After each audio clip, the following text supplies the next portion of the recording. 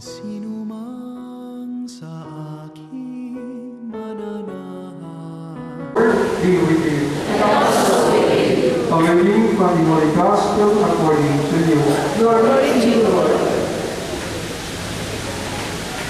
Jesus said to his disciples, "Do not be afraid any longer, little flock, for your Father is pleased to give you the kingdom. Sell your belongings and give alms. Provide money bags for yourselves that do not wear out, an inexhaustible treasure in heaven, that no thief can reach nor moth destroy. For where treasure is, there also will your heart be. Gird your loins and light your lamps, and be like servants who await their master's return from a wedding, ready to open immediately when he comes and knocks. Blessed are those servants whom the master finds vigilant on his arrival. Amen, I say to you, he will gird himself, have them recline at table, and proceed to wait on them. And should he come in the second or third watch, and find them prepared in this way, blessed are those servants. Be sure of this. If the master of the house had known the hour when the thief was coming, he would not have let his house be broken into. You also must be prepared, for at an hour you do not expect, the Son of Man will come." Then Peter said, "Lord, is this parable made for us or for everyone?" And the Lord replied, "How then is the faithful and prudent steward, whom the master will put in charge of his servants, to distribute the food allowance at proper time? Blessed is the servant whom his master on arrival finds doing so. Truly I say to you, the master will put the servant in charge of all his property.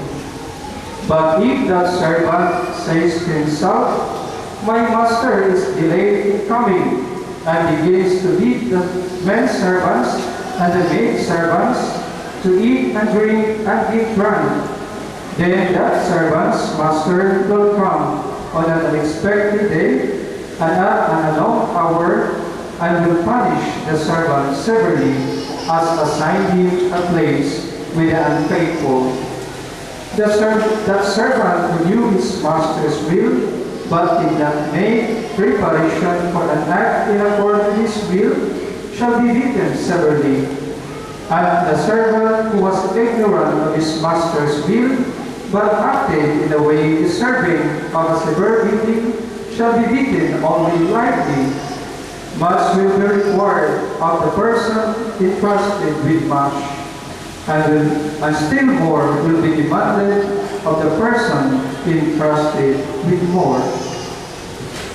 The Gospel of the Lord. Palakpakan po natin ang Diyos.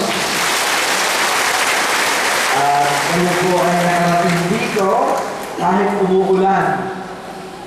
Amen? Mayroon po 14 na buses galing Laguna. Taas yung mga nakabus dyan. Yan, yung mga hindi pa yata nakating. Ay, puno na. Pero there are 14 buses yun, nagbababaan pa. This is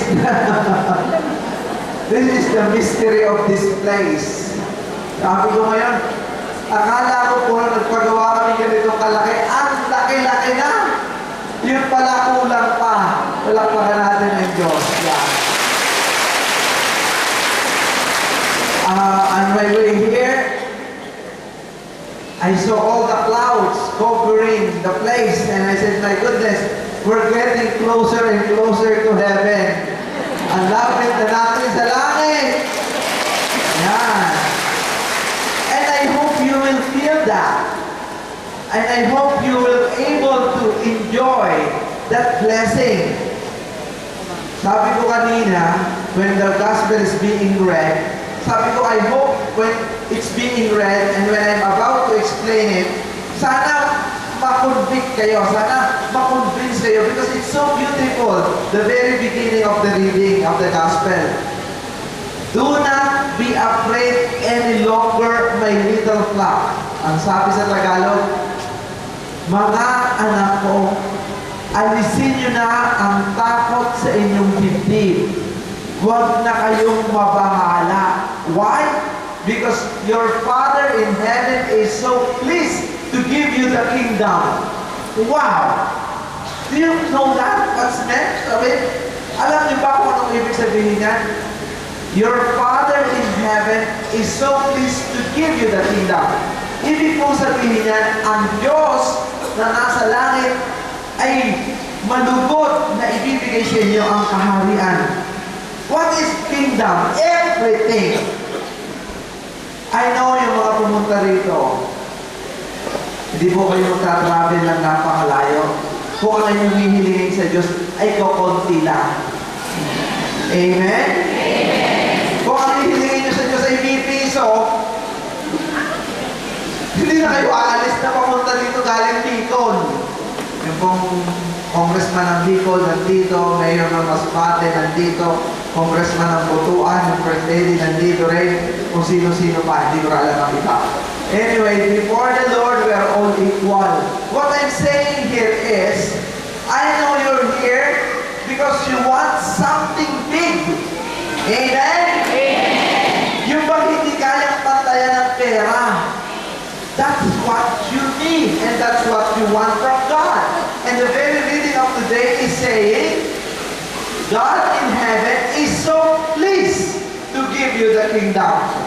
Ibig sabihin po niya, yung palang hinihiling nyo, kukunti lang mo para sa ibibigay ng Diyos sa inyo.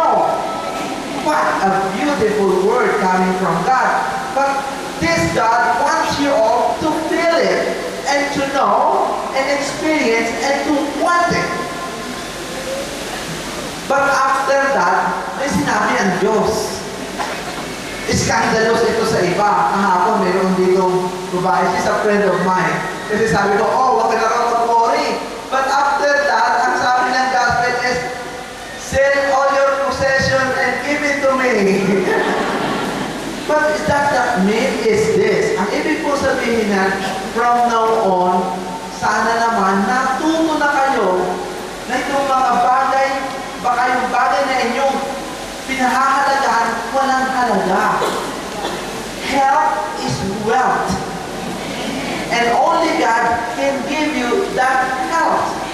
It's been proven from time immemorial, mula from the very beginning, that the money cannot match kapag ka nagkasakit ka na. Yung pera, gano'n man ito kadami, kung mamamatay ka na, wala na yan. Kaya mga kapatid ko, magbait na tayong lahat. Dahil malapit na ang kaharian ng Diyos. This is what God is telling us. Are you listening to me? Probably all your priorities in life is not a priority. What is the main priority is God's kingdom. Huwag na kayong masyadong madamo. Do not be greedy. Huwag na kayong swapang. That is what God is telling us. Gusto mong sumaya kayo? Where your treasure is, there is your heart. Napakadali lang po niyang malaman kung ano ang iyong pinapahalagaan. Pagka po gising nyo ng umaga, ang binibilan nyo yung pera, at pagkatulog nyo, ang binibilan nyo yung pera, tapos pagkatapos yun, utang pa rin.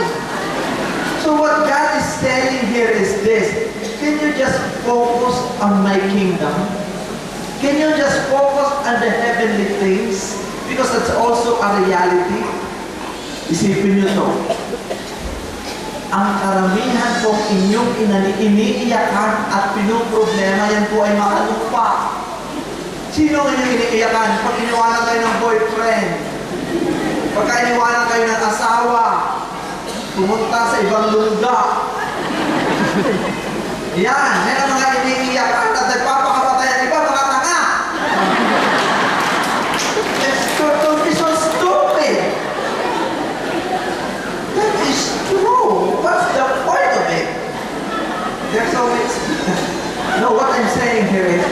Can you just focus on the Lord? Look at this Jesus. When you look at Jesus, what you will encounter is His compassion. Yun ang gusto kong maramdaman ninyo. And that's all we need is His mercy. Bakit ganyan ang awa ang kailangan niya? Kasi mga kapatid, tayo'y gulong-gulo na ang buhay. Sabi ko